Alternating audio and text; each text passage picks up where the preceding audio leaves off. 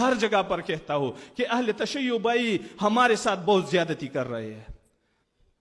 یہ جو کچھ ہو رہا ہے ان میں ان کے علماء ملوث ہے، ہم بھی ملوث ہیں، لیکن یہ زیادہ ملوث ہے. کیوں؟ آپ کو پتہ ہے کیوں؟ اس لیے کہ اہل سنت کے لوگوں کے درمیان او واہیات، او پروپیگنڈے، او غلط باتیں مشہور ہے، خدا کی قسم انسان سننے تک گوارا نہیں کریں گے.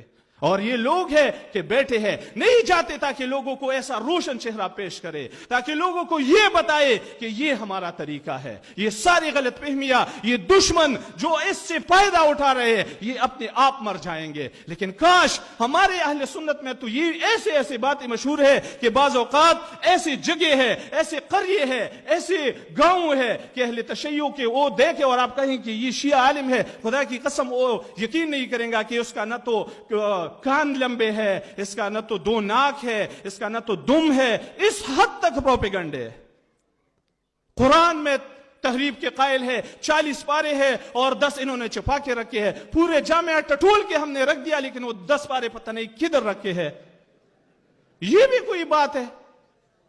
پوری ایران میں مسجد نہیں ہے، اہل تشیع مسجد نہیں بناتے. پتہ نہیں حضرت نے کتنا خون بہا کر یہ مسجد بنائی ہے. ذرا دکھا دیں مجھے اہل سنت ایسی مسجد اپنے جامعات کے اندر.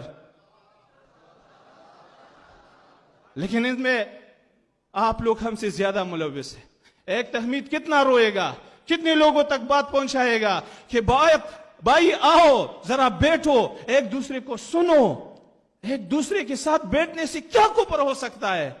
اسرائیل، امریکہ، یہودی، عیسائی، غیر مسلموں سے تو ہم بیٹھتے ہیں، لیکن کلمہ گو بھائی کے ساتھ ہم نہیں بیٹھتے، اور بٹھانے کی اجازت بھی نہیں ملے گی. کیوں؟ اگر ہم بیٹھ جائیں گے تو ایک دوسرے کو سمجھ پائیں گے، ایک دوسرے کو اپنا بھائی ثابت کر دیں گے اور بھائی نکلیں گے. تو جب بھائی نکلیں گے تو پھر لڑیں گے کون؟ پھر امت مسلمہ انتشار کون پھیلائے گا؟ پھر امت مسلمہ کو ایک دوسرے سے کس طرح ذبح کروائے گا؟ دشمن تو بیٹا ہے ادھر، ہم ہی کافی ہے ایک دوسرے کی مسجد جلانے. اور ایک بات آخری میں کہتا ہوں، میرے ذہن میں بہت سارے باتیں تھے، لیکن یقین جانو کہ میں نہیں لے سکتا اور وقت. لیکن ایک بات میں کہتا ہوں، غور سے سنو یہ بات کہ دشمن آرام سے بیٹھا ہے، وہ ہمارا تماشا دیکھ رہے ہیں. اور میرے ذہن میں ایسے الفاظ جذبات کی وجہ سے آ رہے ہیں کہ شاید بعد میں آپ لوگ مجھے بھی گالے دے کہ یہ کس طرح کے الفاظ استعمال کر رہے تھے. لیکن ہم بہت معذرت کے ساتھ، علماء سے بہت معذرت کے ساتھ، کہ ہم جانوروں کی طرح ایک دوسرے سے لڑتے ہیں اور وہ تماشا دیکھتے ہیں. ایک دوسرے کے مساجد کو، ایک دوسرے کے خانقاہوں کو، ایک دوسرے کے تعلیمی اداروں کو، وہاں پر ہم خودکش کر رہے ہیں. ہم ایک دوسرے کے علماء کو مار کے جشن مناتے ہیں. ہم نے دشمن کا کیا بگاڑا ہے؟ $1 ملین خرچ کر کے وہ شیعہ اور سنی کو آپس میں 100 سال کے لیے لڑوا سکتے. میرے دوستو، بھائیو، آج ہمیں جھنجھوڑ کے بیٹھنا ہے. آج ہم نے سوچنا نہیں ہے، آج ہم نے اسی طرح اقدام کرنا ہے، اسی طرح آگے بڑھنا ہے. آگے بڑھنا نہیں ہے بلکہ دوڑ کے ایک دوسرے کے پاس جانا ہے، ایک دوسرے کے ساتھ رو کے گلے ملنا ہے، ایک دوسرے سے معافیا مانگنے ہے. اور خدا کی قسم جس نے پہل کی انہوں نے سنت نبوی صلی اللہ علیہ وسلم پر عمل کی.